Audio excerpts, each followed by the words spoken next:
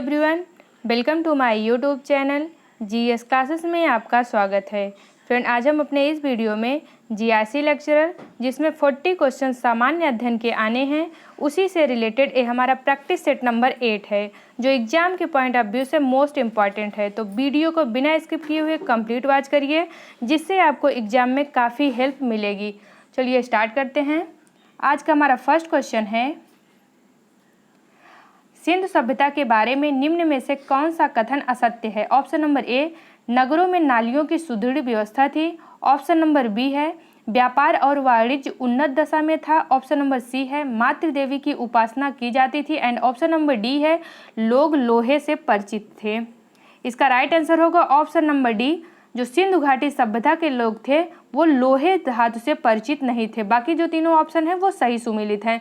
सिंधु घाटी सभ्यता के या फिर सिंधु सभ्यता के जो महत्वपूर्ण स्थल है वर्तमान में किस राज्य में स्थित है, एक नज़र उसको देख लेते हैं। पहला है आलमगीरपुर, यह उत्तर प्रदेश राज्य में स्थित है।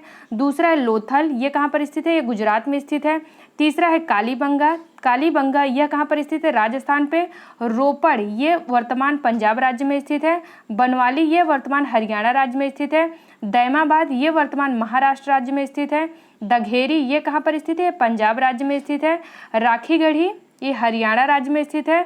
वहीं रंगपुर, ये कहाँ पर स्थित है, सौराष्ट्र में स्थित है। मोस्ट इंपॉर्टेंट लाइन है, हड़प्पा, मोहनजोदड़ो व चनहुदड़ो। सिंधु सभ्यता के जो तीन महत्वपूर्ण स्थल हैं, हड़प्पा, मोहनजोदड़ो व चनहुदड़ो, ये तीनों वर्तमान समय में कहाँ पर स्थित है, पाकिस्तान में स्थित है। हड़प्पा, मोहनजोदड़ो व चनहुदड़ो, ये तीनों स्थल वर्तमान समय में पाकिस्तान में स्थित हैं। चलिए देखते हैं आज का नेक्स्ट क्वेश्चन। आरंभिक वैदिक साहित्य में सर्वाधिक वर्णित नदी है। ऑप्शन नंबर ए, सिंधु नदी। ऑप्शन नंबर बी है सरस्वती नदी। ऑप्शन नंबर सी है शतुद्री नदी। एंड ऑप्शन नंबर डी है गंगा नदी। इसका राइट आंसर है ऑप्शन नंबर ए, सिंधु नदी। आरंभिक वैदिक साहित्य में सर्वाधिक जो वर्णित नदी है वो सिंधु नदी है। सर्वाधिक महत्वपूर्ण नदी अगर पूछे जाए तो वो सिंधु नदी है, और सिंधु नदी को हिरणी नाम से या हिरण्य नाम से जाना जाता है। जबकि वहीं अगर ये पूछे कि सबसे अधिक पवित्र या सबसे पवित्र नदी कौन सी थी, तो वो सरस्वती नदी थी।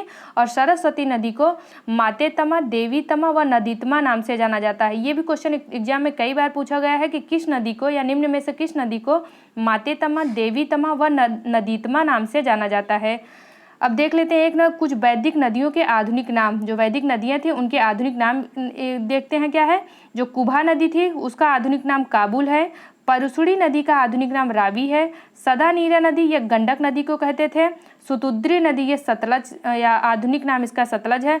वहीं अस्कनी नदी या चिनाब को अस्कनी नाम से जाना जाता है। यानी कुभा या काबुल का पुराना नाम था। परुसुड़ी नदी को रावी नदी नाम से जाना जाता है। सदानीरा नदी को गंडक नाम से जाना जाता है। सुतुद्री नदी को सतलज नाम से, वहीं अस्कनी नदी ये चिनाब नाम से जाना जाता है।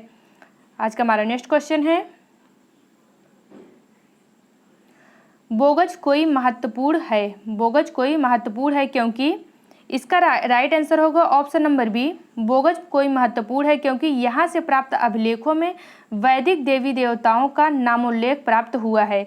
एशिया माइनर स्थित बोगज कोई से 14वीं शताब्दी, ये भी इसका जो है ईयर भी पूछता है किस शताब्दी में, तो बोगज कोई अभिलेख ये 14वीं शताब्दी ईसा पूर्व के कुछ जो है अभिलेख मिले हैं। और इस अभिलेख में इंद्र, मित्र, वरुण, नासत्य वैदिक देवताओं का उल्लेख मिलता है। ये भी मोस्ट इंपॉर्टेंट है कि बोगज कोई अभिलेख में कौन से देवता का उल्लेख नहीं मिलता है, तो इंद्र, मित्र, वरुण, नासत्य इन चारों का मिलता है। इसमें से 3 ऑप्शन देंगे और एक ऑप्शन कोई अदर डाल देंगे और पूछेंगे कि इनमें से कौन बोगज कोई में या देवी देवताओं का उल्लेख नहीं मिलता है। तो आप याद कर लीजिएगा, इंद्र, मित्र, वरुण, नासत्य। इंद्र, मित्र, वरुण, नासत्य ये चारों नामों का उल्लेख बोगज कोई अभिलेख से प्राप्त होता है। हमारा नेक्स्ट क्वेश्चन है, उज्जैन का प्राचीन काल में नाम था। उज्जैन का प्राचीन काल में क्या नाम था? इसका राइट आंसर है option number C, Avantika. Ujjain का प्राचीन काल में नाम अवंतिका था। यह मध्य प्रदेश के मालवा संभाग में स्थित है। यह 16 महाजनपदों में से एक है। जो उज्जैन है वो 16 महाजनपदों में से एक है।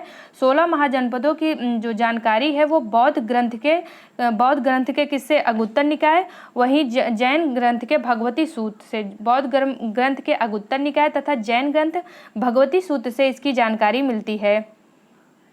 नीचे जो 16 महाजनपद हैं उसको भी एक नज़र में देख लेते हैं। 16 महाजनपद, पहला है काशी, इसकी राजधानी वाराणसी है।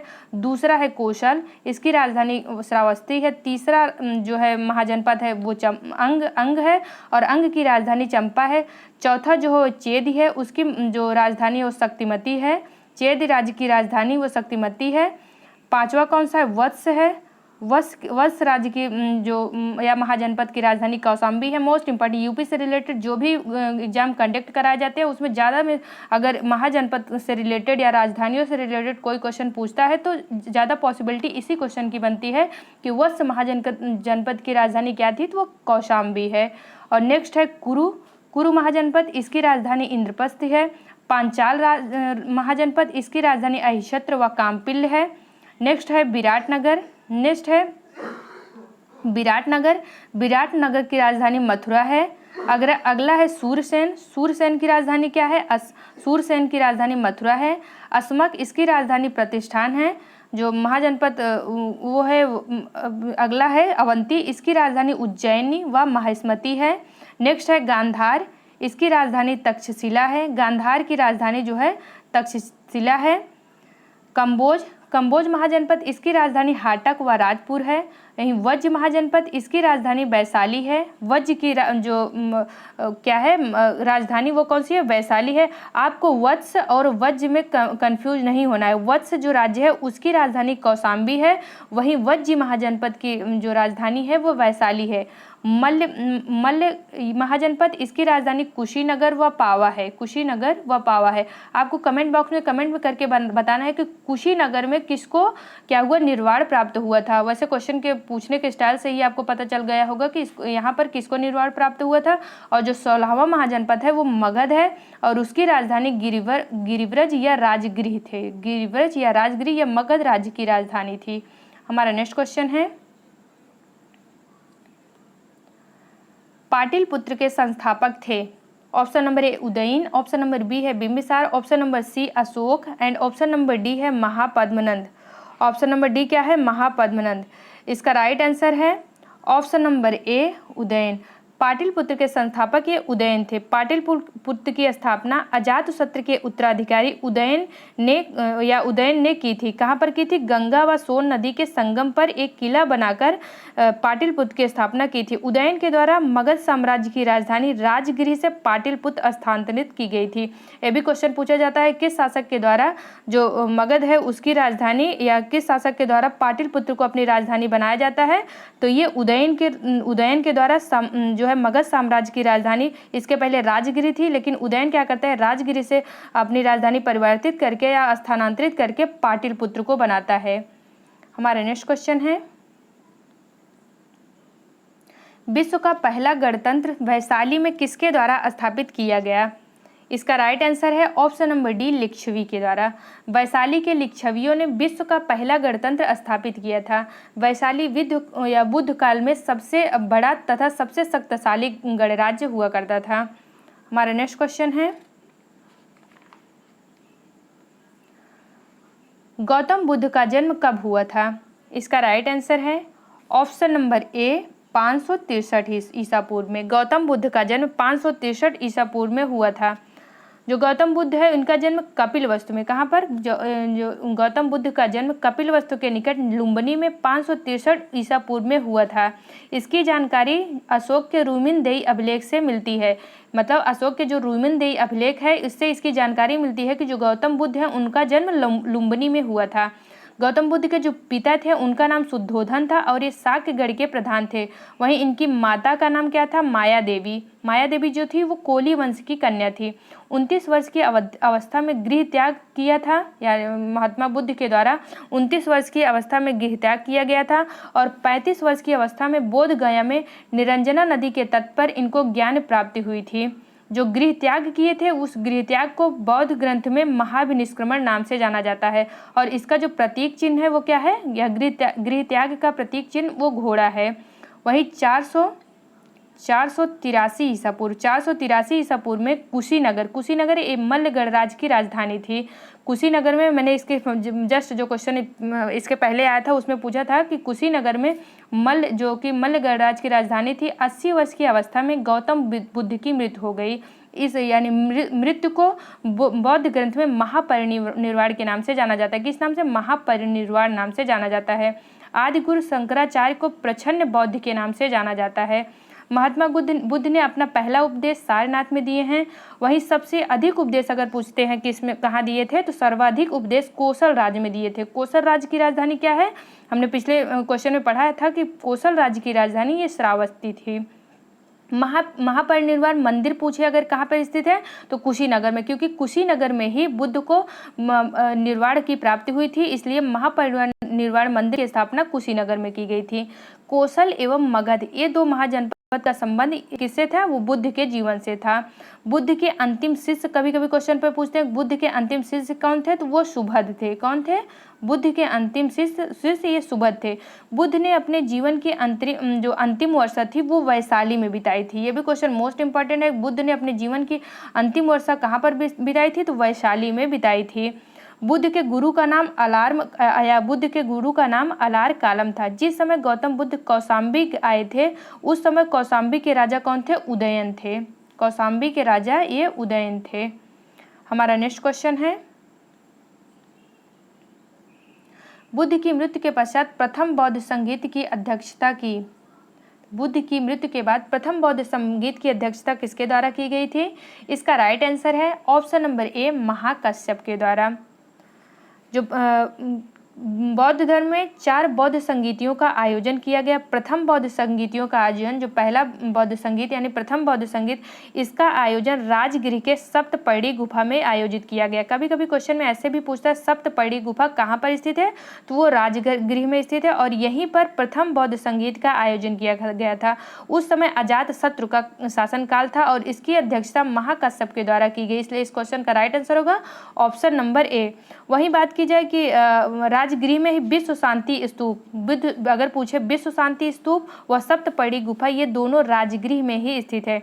बुद्ध की शिक्षाओं का संकलन किया गया, यानी प्रथम जो बौद्ध संगीत है उसमें बुद्ध की शिक्षाओं का संकलन किया गया तथा उसे सुत्त पिटक एवं विनय पिटक, सुत्त पिटक एवं विनय पिटक, इन्हीं दोनों पिटक नाम से 2 पिटकों में विभाजित किया गया।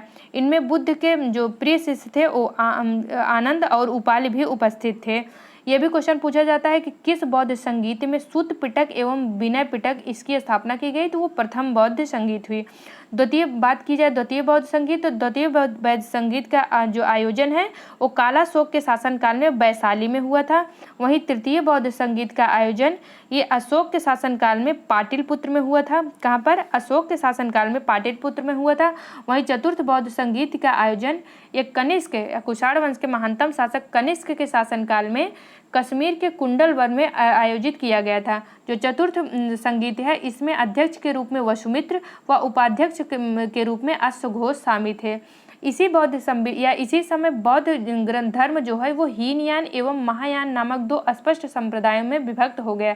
आपको कंफ्यूज नहीं होना है। जो पहली बौद्ध संगीत हुई थी उसमें जो है सुत्त पिटक एवं विनय पिटक अस्तित्व में आए थे और जो लास्ट यानी चौथी बौद्ध संगीत का आयोजन किया गया था इसमें क्या हुआ था कि इसमें जो बौद्ध धर्म है वो हीनयान एवं महायान 2 संप्रदायों में विभक्त हो गया। जो हीनयान है वो बुद्ध को एक महापुरुष मानता है, जबकि जो महायान की शाखा के लोग थे वो बुद्ध को देवता के रूप में मानते थे और उनकी पूजा करना स्टार्ट कर दिया गया। बौद्ध धर्म से अगर रिलेटेड कोई और क्वेश्चन बनता है तो ये बनता है कि करमापा लामा तिब्बत के बौद्ध संप्रदाय मतलब किस बौद्ध संप्रदाय से संबंधित है, तो कंग्यूपा। इसको याद करना कि करमापा लामा ये कंग्यूपा बौद्ध संप्रदाय से संबंधित है। बौद्ध संघ में स्त्रियों के प्रवेश के अनुसार बुद्ध द्वारा वैशाली में मतलब कहाँ पर दिया गया, अगर पूछते हैं कि बौद्ध संघ में स्त्रियों के प्रवेश की अनुमति कहाँ पर दी गई थी, तो वो वैशाली में दी गई थी। और पहली महिला कौन थी बौद्ध संघ में प्रवेश पाने वाली थी? गौतम बुद्ध की जो मौसी थी महाप्रजापति गौतमी। कौन थी? महाप्रजापति गौतमी गौतम बुद्ध की मौसी थी। वो बौद्ध संघ में प्रवेश पाने वाली पहली महिला थी। ये त्रिपिटक पूछता है, त्रिपिटक किससे संबंधित है? तो त्रिपिटक ये बौद्ध ग्रंथों में सर्वाधिक महत्वपूर्ण है। त्रिपिटक ये 3 पिटकों से मिलकर बना हुआ है, सुत विनय पिटक, सूत पिटक व अभिधम्म पिटक। जो पहला विनय पिटक है इसमें संघ संबंधी नियम तथा आचार की शिक्षाएं दी गई हैं। दूसरा है सूत पिटक, इसमें जो है धार्मिक सिद्धांत हैं। और तीसरा और लास्ट है अभिधम्म पिटक, ये दार्शनिक सिद्धांत से संबंधित हैं। बौद्ध मठों में पर्वन नामक समारोह, कई बार क्वेश्चन में पूछा जाता है कि पर्वन समारोह का संबंध किससे है? तो बौद्ध मठों में जो पवरन नामक समारोह का आयोजन किया जाता है वो वर्षा ऋतु के दौरान मठों में जो भी भिक्षुओं के द्वारा जो भी गलती की जाती है उसे स्वीकार करने के लिए एक त्योहार या समारोह बनाते हैं। उसका नाम क्या रहता है? पवरन। क्या नाम रहता है? पवरन रहता है। बुद्ध की 80 फुट की जो प्रतिमा है वो बोध गया में स्थित है और ये किस देश की सहायता से बनाया गया है? ये जापान की सहायता से। वहीं बात की जाए संसार अस्थिर एवं क्षणिक है, यह कथन किसका है? यह कथन महात्मा बुद्ध का है। एशिया के ज्योतिपुंज यानी द लाइट ऑफ एशिया के रूप में गौतम बुद्ध को जाना जाता है। गौतम बुद्ध को एक देवता का स्थान कनिष्क के युग में, कुषाण वंश के महानतम शासक कनिष्क के शासनकाल में गौतम बुद्ध को एक देवता का स्थान प्राप्त हुआ है। वहीं बात की जाए भारत में सबसे पहले बुद्ध की प्रतिमाओं की पूजा की गई थी। अगर पूछे कि भारत में सबसे पहले किसकी पूजा की गई थी तो ये बुद्ध की प्रतिमाओं की पूजा की गई थी। वहीं जो है बुद्ध की भूमि स्पर्श मुद्रा का संबंध गुप्त काल से है, जबकि बुद्ध की जो खड़ी प्रतिमा है वो कुषाण काल से संबंधित है। कंफ्यूज नहीं होना है, जो भूमि है तो भूमि में क्या है? वो गुप्त। जो भूमि स्पर्श मुद्रा है उसका संबंध गुप्त काल से है। वहीं जो बुद्ध की खड़ी प्रतिमा है उसका संबंध ये है वो कुषाण काल से है। चैत्य और बिहार ये दोनों पूछते हैं और कंफ्यूज भी करते हैं कि चैत्य और बिहार क्या है बुद्ध काल से संबंधित। चैत्य जो है वो पूजा स्थल है, चैत्य पूजा स्थल है। वहीं बिहार जो है ये निवास स्थान है। सुल्तानी युग में बौद्धों की वज्रयान शाखा सर्वाधिक प्रभावशाली थी। कौन सी? वज्रयान शाखा सर्वाधिक जो है प्रभावशाली थी। पूछता है थेरी गाथा साहित्य का संबंध किससे है? तो थेरी गाथा साहित्य का संबंध ये बौद्ध धर्म से है। चलते हैं आज के नेक्स्ट क्वेश्चन पर। महावीर स्वामी का जन्म कहाँ हुआ था? महावीर स्वामी का जन्म कहाँ हुआ था? ऑप्शन नंबर ए है कुंडग्राम में, ऑप्शन नंबर बी है पाटलिपुत्र में, ऑप्शन नंबर सी है मगध में एंड ऑप्शन नंबर डी है वैशाली में। इसका राइट आंसर है ऑप्शन नंबर ए कुंडग्राम में। कुंडग्राम यानी कुंडलपुर यह वैशाली के निकट है। यहाँ पर 540 ईसा पूर्व में महावीर स्वामी का जन्म हुआ था। कई जो प्रेजेंट टाइम या जो नई एनसीईआरटी आ रही है उसमें महावीर स्वामी का जो जन्म है उसे संशोधित करके 599 ईसा पूर्व कर दिया गया है। अगर आपको एग्जाम में या फिर ऑप्शन में 599 मिलता है तो अब इसको 599 ही सही माना जाएगा। लेकिन अगर 599 नहीं है तो आप लोग को 540 ईसा पूर्व टिक करना है कि बुद्ध का जन्म कुंडल ग्राम में या कुंड ग्राम में वैशाली के निकट स्थित है। यह 540 ईसा पूर्व में हुआ था। इनकी जो माता थी या महावीर स्वामी की माता का नाम क्या था? ये त्रिशला था। ये वैशाली के लिच्छवी गणराज्य के प्रमुख चेटक की बहन थी। वहीं इनके पिता का नाम क्या था? इनके पिता का नाम सिद्धार्थ था। आपको कंफ्यूज नहीं होना है, महावीर स्वामी के पिता का नाम सिद्धार्थ था। वहीं गौतम बुद्ध का जो बचपन का नाम था वो क्या था? वो भी सिद्धार्थ था। महावीर स्वामी के जो बड़े भाई थे उनका नाम क्या था? नंदिवर्धन था। महावीर स्वामी ये अंतिम जैन तीर्थंकर हैं। कभी कभी पूछता है तीर्थंकर किससे संबंधित है? तो ये जैन धर्म से संबंधित है। महावीर स्वामी को जैन धर्म का वास्तविक संस्थापक माना जाता है। वहीं जैन धर्म के संस्थापक के रूप में जैन धर्म के प्रथम तीर्थंकर ऋषभ देव को माना जाता है। आपको याद करना है जो स्टार्टिंग कुल 24 तीर्थंकर हुए हैं। स्टार्टिंग के 3 तीर्थंकर कौन से थे? पहले थे पहले ऋषभ देव थे, दूसरे अजीतनाथ थे और तीसरे थे संभवनाथ। ऋषभ देव, अजीतनाथ और संभवनाथ। 22वें तीर्थंकर तो कौन थे? नेमिनाथ, इन्हें अरिष्ट नेम से भी जाना जाता है। 23वें तीर्थंकर ये पार्श्वनाथ थे और इनका जो प्रतीक चिन्ह था वो सर्प था। वहीं 24वें व अंतिम तीर्थंकर महावीर स्वामी थे। जैन धर्म में पूर्ण ज्ञान के लिए कैवल्य शब्द का प्रयोग किया गया। 12 वर्षों की कठोर तपस्या के बाद जृंभिका ग्राम के समीप ऋजुपालिका नदी के तट पर एक साल वृक्ष के नीचे कैवल्य प्राप्त या महावीर स्वामी को कैवल्य की प्राप्ति हुई और तब से महावीर स्वामी कैवलिन कहलाए। उसमें त्रिपिटक, बौद्ध धर्म में जो संबंधित ग्रंथ था या साहित्य था वो त्रिपिटक था, जबकि जो जैन धर्म है त्रिरत्न। त्रिपिटक और त्रिरत्न में आपको कंफ्यूज नहीं होना है। त्रिपिटक जो है बौद्ध धर्म से संबंधित है, जबकि त्रिरत्न ये जैन धर्म से संबंधित है। त्रिरत्न यानी सम्यक धारण, सम्यक चरित्र, सम्यक ज्ञान, ये जैन धर्म से संबंधित है। अड़ुवत सिद्धांत ये भी जैन धर्म से संबंधित है।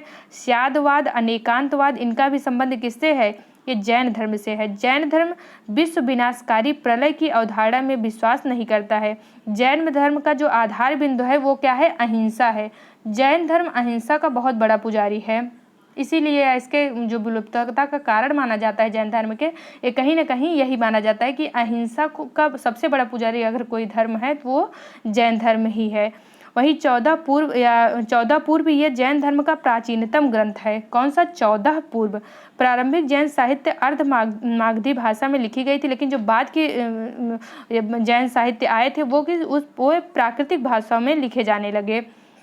जैन संघ में दो संप्रदाय विकसित हुए। पहला है जैन संघ में दो संप्रदाय विकसित हुए। पहला है श्वेतांबर, ये या इसके संस्थापक स्थूलभद्र को माना जाता है, और श्वेतांबर वाले जो अनुयायी थे वे सफ़ेद वस्त्र धारण करते थे। वहीं जो दूसरा है वो दिगंबर है, और इसके संस्थापक कौन है? भद्रबाहु को माना जाता है, या भद्रबाहु दिगंबर संप्रदाय के संस्थापक थे। और इन संप्रदाय के लोग जो थे या भिक्षुड़ी थे वो नग्न अवस्था में रहते थे, यानी कोई भी वस्त्र धारण नहीं करते थे। वहीं महावीर स्वामी के जो प्रथम अनुयायी थे वो कौन थे? उनके दामाद जमाल थे। महावीर स्वामी के प्रथम अनुयायी उनके खुद के दामाद जमाल थे।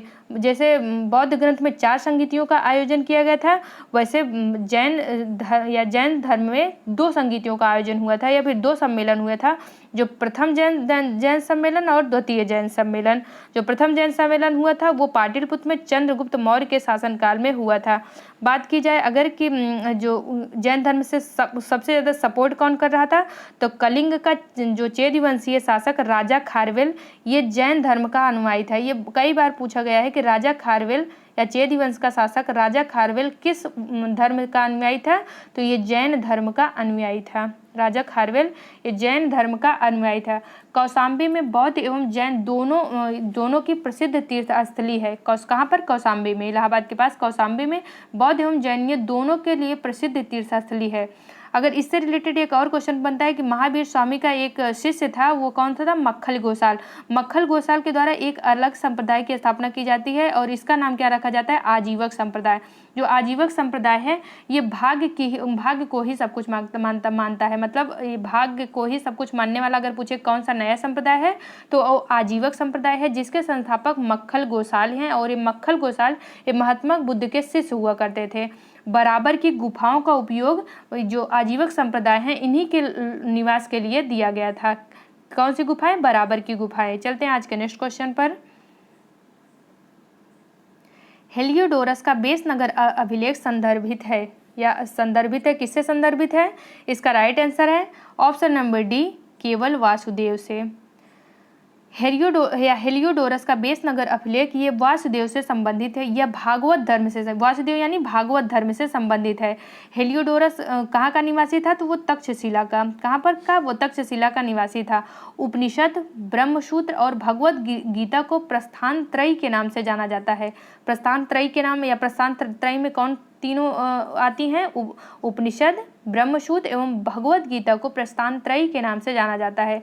भागवत धर्म के प्रवर्तक के रूप में कृष्ण को माना जाता है। भागवत धर्म के प्रवर्तक कौन है? ये कृष्ण को माना जाता है। भागवत संप्रदाय के विकास में गुप्त शासकों का सर्वाधिक योगदान रहा। यानी अगर पूछा जाए कि वैष्णव धर्म या फिर भागवत धर्म किसके शासनकाल में अपने चरमोत्कर्ष पर था, वो गुप्त राजाओं के शासनकाल पर वैष्णव धर्म अपने चरमोत्कर्ष पर था। कई बार ये भी क्वेश्चन कंफ्यूज करने के लिए पूछ देते हैं नैनार व अलवर। नैनार व अलवार ये किससे संबंधित है? जो नैनार थे वो शैव मतानुयायी थे, वहीं जो अलवार थे वो वैष्णव मतानुयायी या वैष्णव धर्म को मानने वालों को अलवार नाम से जाना जाता है। इसमें कंफ्यूज नहीं होना, नैनार और अलवार। चलते हैं आज के नेक्स्ट क्वेश्चन पर। वर्तमान आनुवांशिक विज्ञान का जनक कौन है? इसका राइट आंसर है option number A, Gregor John Mendel. आनुवांशिकता की खोज ग्रेगर जॉन मेंडल ने की थी, इसलिए ग्रेगर जॉन मेंडल को आनुवंशिक विज्ञान का जनक माना जाता है। उन्होंने मटर के पौधों पर अपना प्रयोग किया था। मटर के पौधों में मौजूद 7 प्रकार के गुणों का अध्ययन कर 3 नियम प्रतिपादित किए थे। जो पहला नियम है वो है प्रभाविता का नियम, दूसरा नियम है वो पृथक्करण का नियम, तीसरा नियम जो है वो स्वतंत्र अपव्यूहन का नियम है। आनुवंशिक लक्षण संतानों में क्रोमोजोम्स द्वारा ले जाए जाते हैं और आनुवंशिकता की अगर इकाई पूछता है तो वो क्या है, जीन। आनुवंशिकता की इकाई जीन है। जंपिंग जीन के सिद्धांत को किसके द्वारा, बारबरा मैकलिंगटन के द्वारा दिया गया है। बारबरा जंपिंग जीन, जब कोई इंसान जंपिंग तब करता है जब बार बार आता जाता है, वही जंपिंग। तो बारबरा मैकलिंगटन के द्वारा जो है जंपिंग जीन सिद्धांत का प्रतिपादित किया गया था और इनके द्वारा या बारबरा के द्वारा मक्के के पौधे पर अध्ययन किया गया था। बात की जाए डीएनए की खोज, तो क्योंकि आनुवंशिक है तो डीएनए यानी डीएनए की खोज किसके द्वारा की गई थी, डीएनए के डबल हेलिक्स मॉडल की खोज वाटसन एवं क्रिक नामक वैज्ञानिक के द्वारा की गई थी। चलते हैं आज के नेक्स्ट क्वेश्चन पर। निम्नलिखित में से कौन एक जैव उर्वरक का स्रोत है? इसका राइट आंसर है option number C, azolla. Azolla यह एक जलीय फर्म है।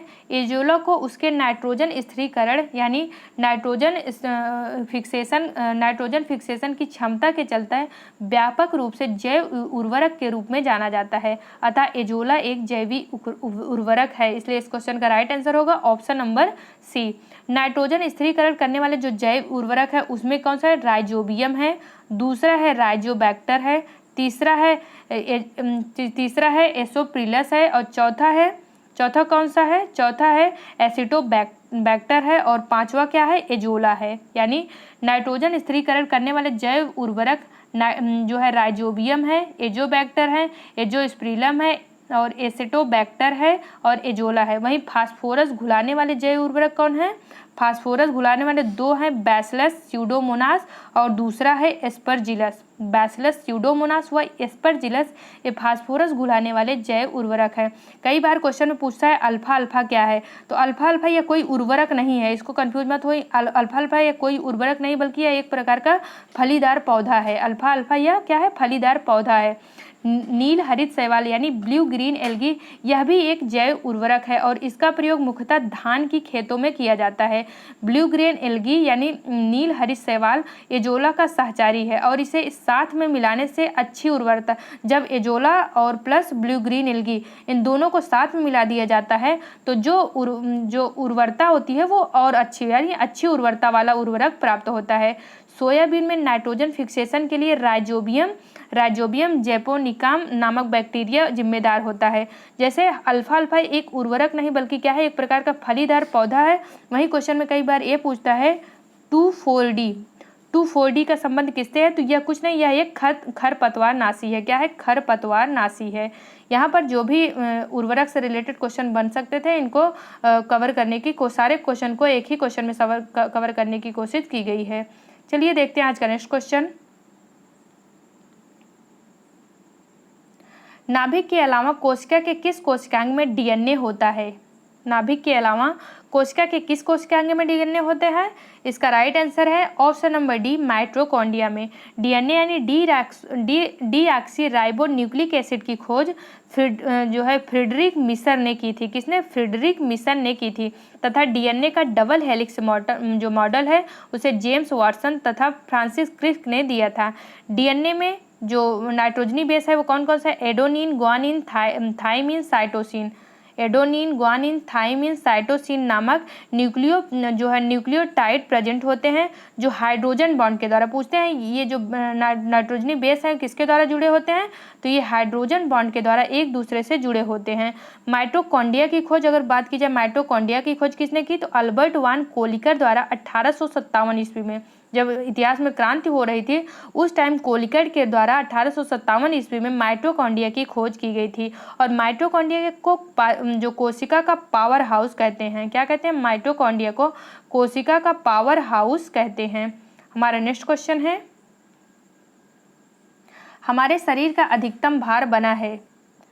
ऑप्शन नंबर ए है अस्थियों का, ऑप्शन नंबर बी है शारीरिक अंगों का, ऑप्शन नंबर सी है मांसपेशियों, त्वचा मांसपेशियों व अंगों का, एंड ऑप्शन नंबर डी है जल का। फ्रेंड, अगर आपको हमारा वीडियो अच्छा लग रहा हो तो हमारे वीडियो को ज़्यादा से ज़्यादा शेयर करिए ताकि हम इस चैनल को जो है सपोर्ट मिल सके। इस क्वेश्चन का राइट आंसर होगा ऑप्शन नंबर डी, जल का। क्या है? एक नवजात बच्चे में या फिर हमारे शरीर का जो अधिकतम भार बना होता है वो जल का बना होता है। एक नवजात बच्चे की बात की जाए तो उसके कुल भार का 75% जो होता है वो जल से बना होता है। वहीं अगर वयस्क पुरुष की बात की जाए तो उसके कुल भार का 60 से 65% जो है वो जल से बना होता है। वहीं अगर एक वयस्क स्त्री की बात की जाए तो एक वयस्क स्त्री के कुल या शरीर के कुल भार के लगभग 55 से 60% जो भाग होता है वो जल का बना होता है। इसलिए इस क्वेश्चन का राइट आंसर होगा ऑप्शन नंबर ए, यानी हमारे शरीर का अधिकतम भाग जो है वो जल का बना होता है। कुछ जो और इम्पॉर्टेंट फैक्ट है उसको देख लेते हैं। मानव शरीर में सर्वाधिक प्रचुरता में पाया जाने वाला अगर तत्व पूछता है वो कौन सा, वो ऑक्सीजन है। ऑक्सीजन पाया जाता है। वयस्क मानव में कुल 206 हड्डियाँ, कितनी हड्डियाँ पाई जाए? वयस्क मानव में कुल 206 हड्डियाँ यानी बोन्स होती हैं। मानव शरीर की अगर सबसे छोटी हड्डी पूछे कौन सी है तो वो स्टेपीज है। ये कहाँ पे पाई जाती है? स्टेपीज, ये कान की हड्डी है। वहीं अगर पूछे सबसे बड़ी हड्डी कौन सी है तो ये है फीमर। सबसे बड़ी हड्डी ये फीमर है और ये कहाँ की है? जांघ की हड्डी है। मनुष्य के खोपड़ी में कुल कितने 28 जो है हड्डियाँ पाई जाती हैं। कितने? मनुष्य के खोपड़ी में कुल 28 हड्डियाँ पाई जाती हैं। वहीं मनुष्य के शरीर में कुल 12 जोड़ी पसलियाँ पाई जाती हैं, यानी कुल कितनी? 2 दर्जन पसलियाँ। 2 दर्जन पसलियाँ यानी 12 जोड़ी जो है पसलियाँ पाई जाती हैं, 12 जोड़ी। वहीं मनुष्य के शरीर में पैर की जो हड्डी होती है वो कैसी होती है? ठोस होती है। कोल्हे के जोड़ का जो प्रतिस्थापन होता है वो आर्थोप्लास्टी कहलाता है। That means hip joint replacement is known as arthroplasty. हमारा नेक्स्ट क्वेश्चन है हीमोग्लोबिन क्या है? इसका राइट आंसर है ऑप्शन नंबर सी, मानव रक्त में पाया जाने वाला पदार्थ। मानव रक्त में पाया जाने वाला पदार्थ यह क्या है? यह हीमोग्लोबिन है। हीमोग्लोबिन एक प्रोटीन है। एक सामान्य व्यक्ति के हीमोग्लोबिन की औसतन मात्रा ये 15 ग्राम प्रति 100 मिलीलीटर रुधिर होता है। यह शरीर में ऑक्सीजन के परिवहन का कार्य करता है। मोस्ट इंपॉर्टेंट क्वेश्चन है कि हीमोग्लोबिन का कार्य क्या है? कि शरीर में ऑक्सीजन के परिवहन के रूप में कार्य करता है। जो रक्त का लाल रंग होता है वह हीमोग्लोबिन के कारण ही ब्लड का जो है रंग वो लाल होता है। मनुष्य का औसतन जो ब्लड प्रेशर होता है 120/80 होता है। कितने? 120/80 जो है मनुष्य के ब्लड प्रेशर होता है। सामान्य ब्लड प्रेशर या बीपी होता है। जो ब्लड प्रेशर यानी बीपी को जो मापने वाला यंत्र है वो स्फिग्मोमैनोमीटर है। कौन सा?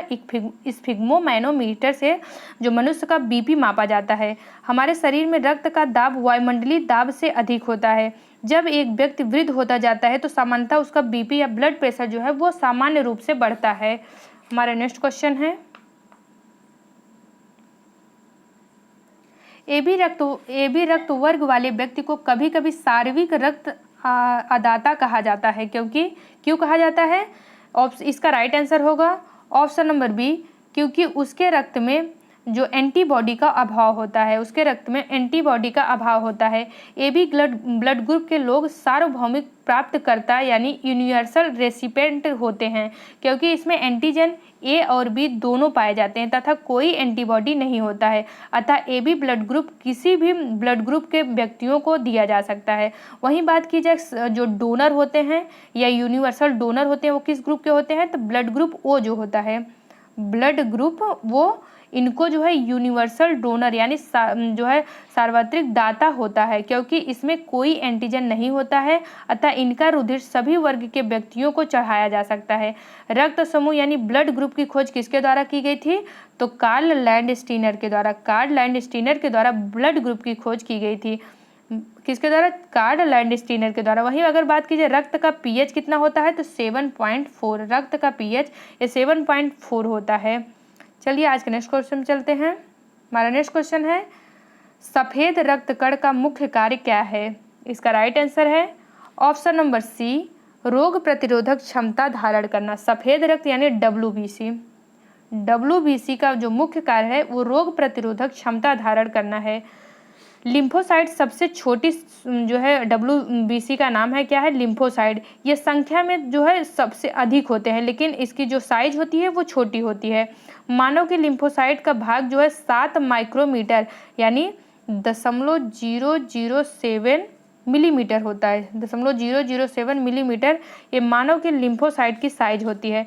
प्लीहा जो है यहाँ पर WBC बनता है, प्लीहा में WBC बनता है, जबकि RBC का यहाँ पर विनाश होता है।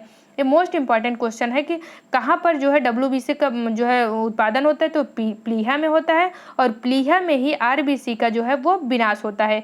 ल्यूकीमिया को ब्लड कैंसर कहते हैं। इसमें रुधिर में WBC की संख्या जो है आवश्यकता से अधिक बढ़ जाती है। ल्यूकीमिया एक इससे संबंधित है, अगर ल्यूकीमिया आ जाए तो इसका भी संबंध WBC से है, और इसमें क्या होता है कि WBC की संख्या जो है आवश्यकता से अधिक बढ़ जाती है, और इसके कारण ल्यूकीमिया नामक डिजीज हो जाता है। हमारा नेक्स्ट क्वेश्चन है, कार्बन मोनोऑक्साइड विषाक्तता निम्नलिखित में से किसको मुख्यतः प्रभावित करती है? इसका राइट आंसर है ऑप्शन नंबर डी, रक्त की ऑक्सीजन को वहन करने की क्षमता को। जो कार्बन मोनोऑक्साइड विषाक्तता है, यह ब्लड की ऑक्सीजन वहन करने की क्षमता को मुख्यतः या मुख्य रूप से प्रभावित करता है, इसलिए इस क्वेश्चन का राइट आंसर होगा ऑप्शन नंबर डी। हमारा नेक्स्ट क्वेश्चन है, मानव शरीर में पाचन का अधिकांश भाग किस अंग में संपन्न होता है? मानव शरीर में पाचन का अधिकांश भाग किस अंग में संपन्न होता है? इसका राइट आंसर है ऑप्शन नंबर ए, छोटी आंत यानी स्मॉल इंटेस्टाइन में। इसके अलावा पचे हुए पदार्थ का जो अवशोषण यानी एब्जॉर्प्शन है, यह भी छोटी आंत में ही होता है। भोजन का पाचन मुख्य रूप से मुख से जो है प्रारंभ होकर बड़ी आंत तक होता है। कहाँ से? मुख से प्रारंभ होकर बड़ी आंत तक भोजन का पाचन होता है। लार जो है, लार यह स्टार्च के पाचन में सहायक होता है, वहीं यकृत ये वसा के पाचन में महत्वपूर्ण भूमिका निभाती हैं। ट्रिप्सिन, टाइलिन व पेप्सिन, कौन कौन से? ट्रिप्सिन, टाइलिन व पेप्सिन नामक एंजाइम है, जिनका जो है स्राव क्रमशः अग्नाशय, लार ग्रंथ तथा अमाशय के द्वारा किया जाता है। हमारा नेक्स्ट क्वेश्चन है, हाल ही में संयुक्त राष्ट्र आर्थिक एवं सामाजिक परिषद सुर्खियों में रहा है, इसके संबंध में सत्य कथन है। ऑप्शन नंबर ए है, यह संयुक्त राष्ट्र के 6 अंगों में से एक है। ऑप्शन नंबर बी है, भारत वर्तमान में इसका सदस्य है। ऑप्शन नंबर सी है, इस परिषद में प्रत्येक सदस्य का कार्यकाल 3 वर्ष के लिए होता है। एंड ऑप्शन नंबर डी है, सभी कथन सत्य हैं। इस क्वेश्चन का राइट आंसर होगा ऑप्शन नंबर डी, सभी कथन सत्य हैं। यूनाइटेड नेशन, इसकी स्थापना 24 अक्टूबर 1945 को की गई थी। प्रेजेंट टाइम में इसके 193 मेंबर हैं। जो संयुक्त राष्ट्र के आर्थिक एवं सामाजिक परिषद, इसका क्या नाम है?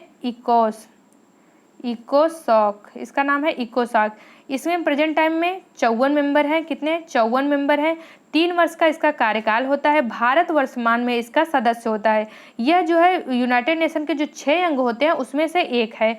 जो यूनाइटेड नेशन के 6 अंग होते हैं उसमें पहला है जनरल असेंबली, दूसरा है सिक्योरिटी काउंसिल, तीसरा है इकोनॉमिक एंड सोशल काउंसिल, चौथा है ट्रस्टीशिप काउंसिल, पांचवा है international court of justice, and छठा कौन सा है? सेक्रेटेरिएट यानी सचिवालय। छठा कौन सा है? सेक्रेटेरिएट, जो कि सचिवालय है।